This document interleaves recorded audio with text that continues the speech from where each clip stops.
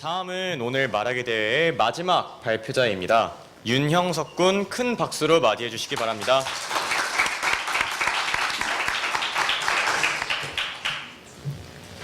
안녕하십니까, 윤형석입니다.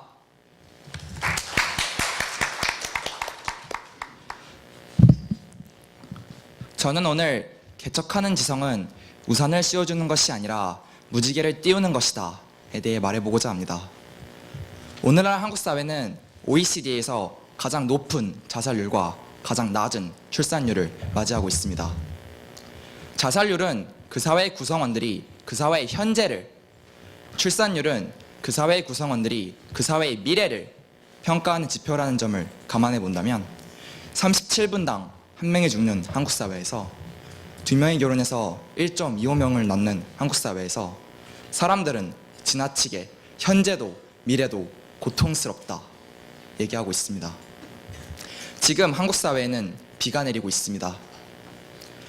오늘날 한국 사회는 경제, 교육, 문화 등 다양한 분야에서 양극화와 분단화를 겪고 있습니다.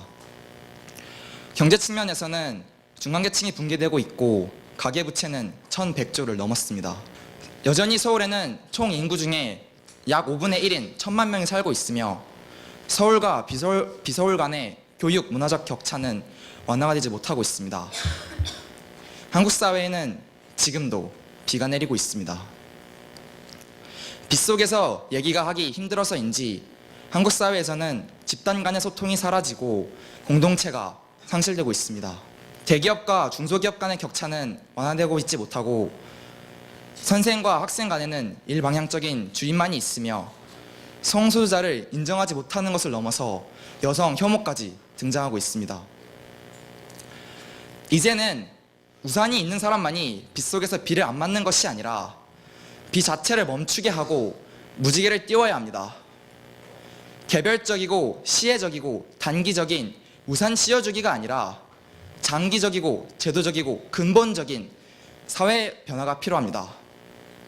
그리고 띄울 무지개는 다양한 사회 구성원들의 색을 담은 다채로우면서도 조화로운 무지개여야 합니다.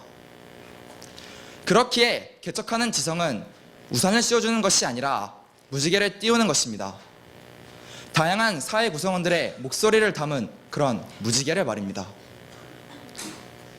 여전히 한국 사회에는 비가 내리고 있습니다. 그러나 이제는 다채롭고 조화로운 무지개를 띄울 차례입니다.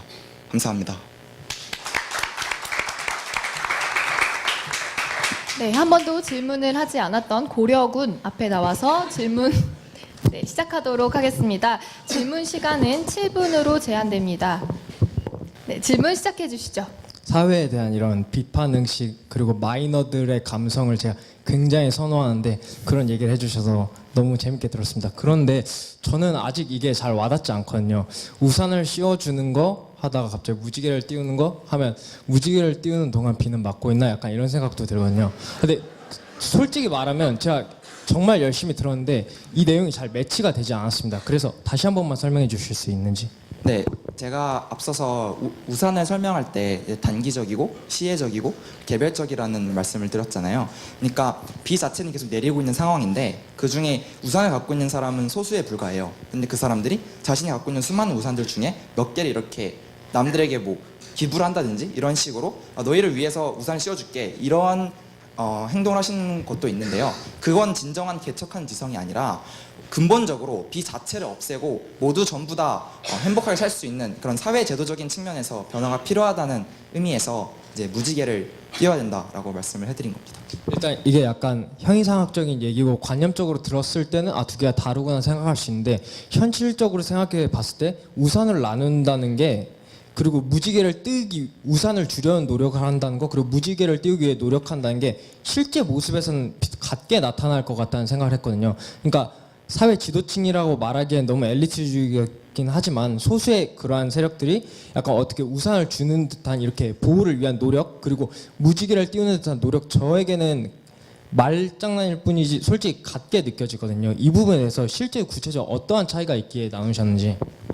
우선 제게 있어서 우산을 씌워준다는 것은요, 특정한 양심적인 능력 있는 개인들에게만 그걸 책임을 전가한다는 느낌을 받았어요. 그래서 저는 그것보다 더 나아가서 사회 제도적인 측면에서 변화가 필요하다고 봤고, 그리고 구체적인 현실 사회에서는 이제 직업 간의 소득 격차가 심화된 한국에서 이제 최저임금을 좀 인상을 해야 되지 않을까. 그리고 중소기업과 대기업 간의 이러한 기형적인 경제 구조 속에서 중소기업들이 보다 더 잘 살아날 수 있는 그런 생태계 자체를 좀 더 만들어야 되지 않나. 그러니까 거시적으로 봤을 때 사회 전반적인 변화가 필요하지 않나라는 의미에서 무지개를 띄워야 한다고 말씀을 해드린 겁니다. 최저임금 같은 경우는 2013년 기준으로 4,860원, 작년 기준으로 5,210원, 올해 5,580원, 내년 6,030원이 되는데요. 올해 기준 5,580원으로 주 5회 8시간씩 근무한다고 생각을 해보면 약 90만 원 정도의 돈을 법니다. 근데 한국 사회에서는 특히 서울에 1,000만 명의 인구가 살고 있고, 그러다 보니까 과도하게 집값도 오르고, 이제 학생들 같은 경우는 아르바이트로는 정말 생존만 할 수 있지 인간으로서의 영유를 할 수는 없다고 생각이 들어요. 그렇기 때문에 제가 생각했을 때 그러면 이 문제를 어떻게 해결할까? 그럴 때 이제 어떠한 고소득층이나 혹은 그런 양심적인 지식인들이나 이런 사람들의 그런 배려를 바라는 게 아니라 그 자체를 바꿔야 되지 않나. 그래서 최저임금도 올리고 직업 간의 소득 격차도 많이 완화를 시키고, 중소기업 간의 대기업 간의 격차도 완화시키고, 이러한 다양한 한국 사회에서 나타나고 있는 분단과 양극화 현상을 약화시킬 수 있는 그러한 제도적인 측면이 필요하다라는 의미에서 저는 무지개를 띄워야 된다라는 말씀을 해드린 겁니다. 이 부분에 대해서는 프레임은 아직 와닿지 않지만 그래도 일명 공감 가는 내용들입니다. 그러면 이제 약간 들으면서 아쉬웠던 내용이, 제가 분명히 정말 마음에 드는 얘기를 해주셔서 제가 듣길 바라는 내용이 머릿속에 맴돌고 있었어요. 그래서 그 내용이 흘러나오기를 어느 정도 기대하면서 들었는데, 약간 팩트를 말하시는 부분과 그리고 관념으로의 연결이 조금 억지스러운 부분이 조금 보였거든요. 팩트를 얘기를 하자면, 일단 처음에 말씀하실 때 미래 얘기할 때 저출산 때문에 미래에 대해서 약간 비관적인 이런 얘기를 하셨는데, 저출산 같은 경우는 우리가 알듯이 여러 가지 요소가 복합해서 나타나는 것이지 않습니까? 개인의 예를 들어 딩크족이라든가 더블인컴 노키드 이런 식으로 수입은 생활을 높이지만 실제 아이는 낳지 않는가, 이런 것도 있고, 가장 크게 말씀드리고 싶었던 것은 어떠한 사회 제도를 제도를 만들고 그리고 이걸 바꾸는 게 바꾼 다음에 실질적으로 집행한 사람은 국민이 아니라 정부이죠. 맞죠? 그런데 한국은 GDP 대비 정부의 부채율이 33.8%예요.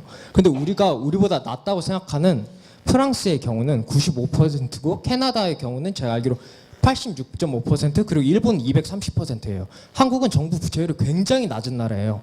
오히려 재정 건전성을 띠고 있다고까지 할 수 있을 정도로 정부 부채가 낮습니다.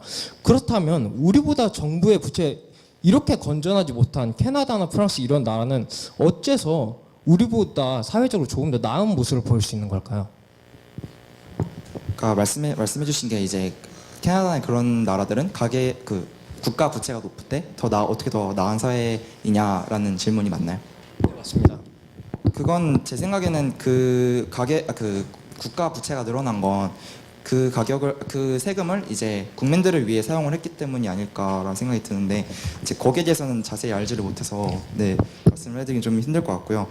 제가 말씀을 해드리고 싶었던 건 그 현실화 방법에 있어서요. 앞서서 김철규 교수님께서 말씀하셨듯이 고려 선배님 같은 경우는 약간 위로부터의 개혁이라는 느낌이었다면, 이제 망치는 이제 아래부터의 개혁인 느낌이었어요. 그래서 제가 하고 싶었던 말은, 무지개는 방향성을 제시를 하는 거예요. 그러니까 앞으로 개척한 지성은 제도를 바꿔야 되고, 그거를 어떻게 현실화하냐? 그거는 위로부터의 개혁과 아래부터의 개혁이 동시에 가야 된다라는 말씀을 하고 싶었던 겁니다. 그래서 아래부터의 개혁은 이제 각자 사회 구성원들의 다양한 목소리를 외치는 거고요. 그 외침이 메아리로 돌아올 때 그런 각자의 색깔들이 무지개처럼 잘 다채롭게 뜨면서 그 색깔의 조화를 이룰 때, 그때 저는 사회가 완전히 안정적이게 균형 잡히게 이제 이루어질 수 있다고 생각을 하는 거고요. 그러니까 이제 아래부터의 개혁과 위로부터의 개혁, 그리고 위로부터의 개혁은 시민사회의 역할이 중요하다고 생각을 합니다. 그래서 시민사회란 단순히 뭐 시민과 사회의 집단 이런 게 아니고요.